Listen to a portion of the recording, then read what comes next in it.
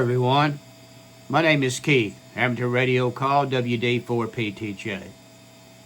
And today I want to ask the question, is amateur radio still needed by the community in times of an emergency? And I'll go ahead and tell you my answer right now is yes. One thing that made me decide to make this video was seeing another video on a ham radio YouTube channel, and the ham on that channel had read an article in Reddit that basically stated that ham radio ecom is a fantasy for disaster preppers. And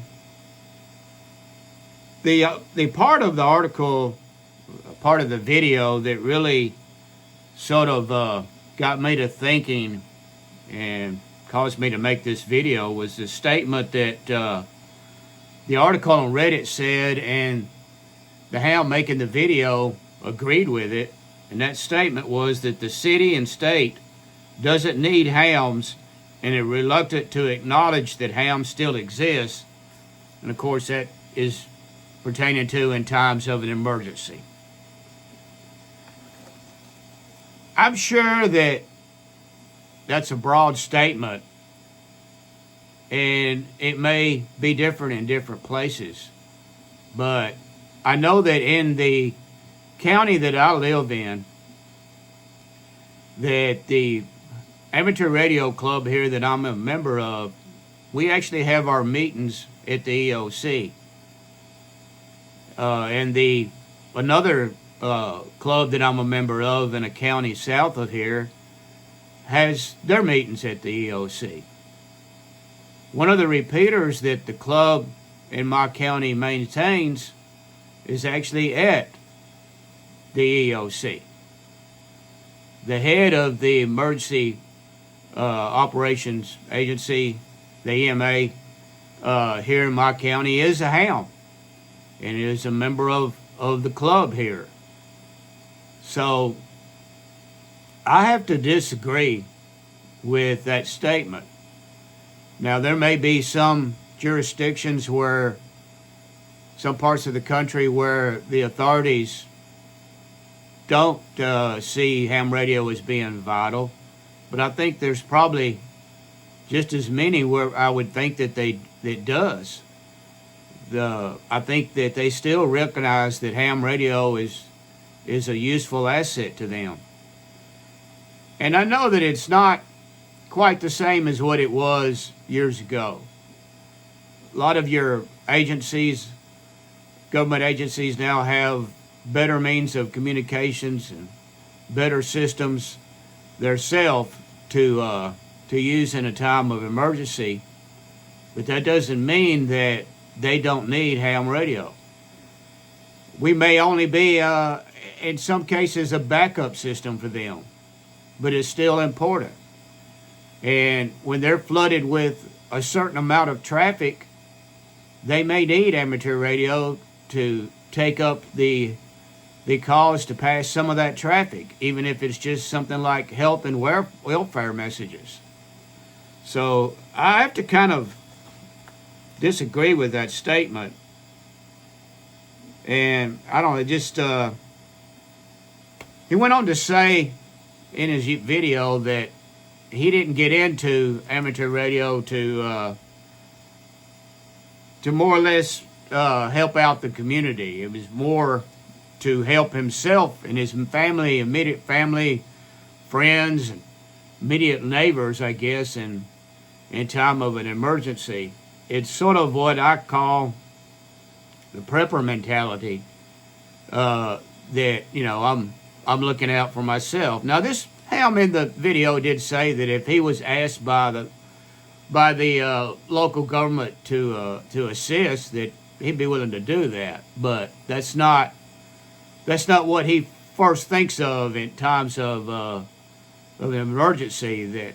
That you know, assisting the community is not perhaps his first thought. I fully realize that everybody's family comes first. I don't think anybody should expect you to abandon your family, your wife and kids, to go somewhere in time of an emergency if you don't already know that their situation is secure. You know, that's not what we're talking about. I don't think that's what anybody, should expect. But still, it goes back to a thought I've had for a while. That when it comes to emergency communication, there's sort of two groups of people. There's the ones two groups of hams. There's the ones who do look at it as community service. They're interested in taking part in local nets during emergencies, and perhaps helping out at the EOC or any place they might be deployed.